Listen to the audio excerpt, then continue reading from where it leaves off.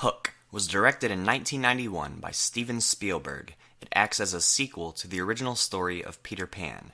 It sees Peter Pan all grown up, he's now a lawyer, and he has no recollection of being Peter Pan or his time in Neverland. He's married and has two kids whom Captain Hook kidnaps, and he has to remember who he is in order to save them. Now, I grew up watching Hook and also the 1953 animated Disney film and the 1960 musical television production with Mary Martin. Hook has always been my favorite adaptation of the Peter Pan story, and there are many reasons for that. Let's start this off by talking about some of the cast. Peter Banning, aka Peter Pan, played by Robin Williams, is more likable in this movie. Even though you see him failing to be there for his son because he's so caught up with work and being an adult, he brings heart and depth and even more humor to the character. Tinkerbell, played by Julia Roberts, is way more likable in this movie. She's upbeat and funny, and she also brings more depth to the character. I do not think Julia Roberts should have been nominated for a Razzie. I personally think she did a good job. Dustin Hoffman, as Captain Hook, is almost unrecognizable. I grew up to later see him in films like Rain Man and The Graduate, and he's so different in every role that I've seen him in, and that's a testament to how great of an actor he is. And this movie garnered him a Golden Globe nomination. Wendy, played by Maggie Smith, has this mystical quality from the moment you see her and hear her speak. The Lost Boys are more likable, and while their characters may not be developed, they are distinguishable. Dante Bosco, in the immortal role of Rufio, who is the leader of the Lost Boys, was always my favorite character as a kid. Bosco later went on to do some great voice acting work as Zuko in Avatar: The Last Airbender. Aside from Rufio, the most distinguishable Lost Boy was Thudbutt. I used to have Hook for the Super Nintendo, and the one thing I always remember from that game was him rolling down a hill as an attack. Arthur Mallet gives kind of an understated performance as Toodles. Bob Hoskins is great as Smee. I really love the whole cast. They all have more depth here, and I honestly don't think there's a single bad performance. And I'm not sure if many people know this, but Glenn Close has a cameo as a male pirate. A lot of you may know her as Cruella de Vil in the live-action adaptation of 101 Dalmatians. There's a lot of humor in the movie. While the humor in the Disney film was more physical and slapstick, the humor here is mostly dialogue-driven.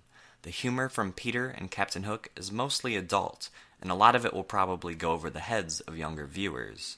Sometimes it feels like you're watching Robin Williams rather than the character he is playing, because the humor can be a bit too much at times, especially the bit with Peter being a lawyer.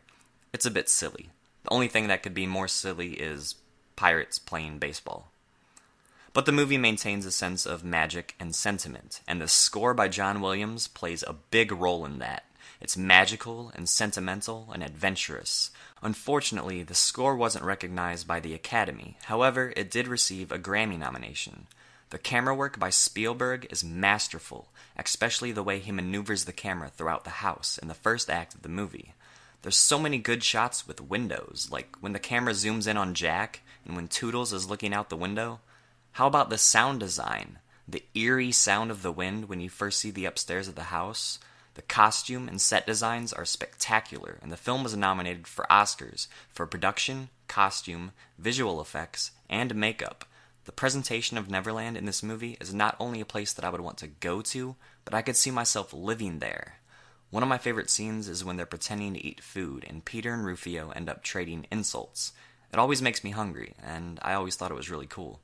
And the scene where the one Lost Boy is touching all over Peter's face, trying to determine if he's really Peter Pan, because no one believes in him, it just tugs at my heartstrings. The movie gets into the complexities of Tinkerbell still being infatuated with Peter, while Peter is married to Wendy's granddaughter, and Granny Wendy is still harboring these memories and feelings for Peter, as you see in one scene. Wendy and Peter's relationship in this movie always confused me when I was a kid, and it's still a little confusing. The movie maintains the themes of facing your fears and showing that you need your parents when you're a child, but it reverses those themes and shows sometimes you need to stay a child at heart, because childhood is fleeting. There's a scene in the movie where Peter's daughter Maggie talks about a scary window washer. I always thought maybe it was Captain Hook or Smee, but now I think it has to be Smee. Bob Hoskins actually used to be a window cleaner, and when you take the scene at the end of the movie into consideration, there might be some weight to that theory, although the end of the movie is kind of a paradox. Hook is a film that's not without its flaws. Some things feel rushed, like when you see Peter fall in the water with the mermaids. We had just seen Tinkerbell, and then it cuts to her sleeping. When Banning finally becomes Peter Pan, we get this great backstory, yet it still feels rushed. And the last scene with Rufio, while it works, it also feels very sudden. Now, with all of that being said, the movie is almost 2.5 hours long, and I would have been okay with it being even longer. It's a movie that gets better and better with every view. There's so many memorable lines and scenes, there's references and tie-ins to the original story. Despite all of the negative critical reviews, I think this is Spielberg's most underrated film, and I would go as far as saying it's a classic, and right up there with some of his best, if not just below his best. Hook gets a big thumbs up. If you liked my review, leave a comment below, subscribe, and stay tuned for more rad reviews.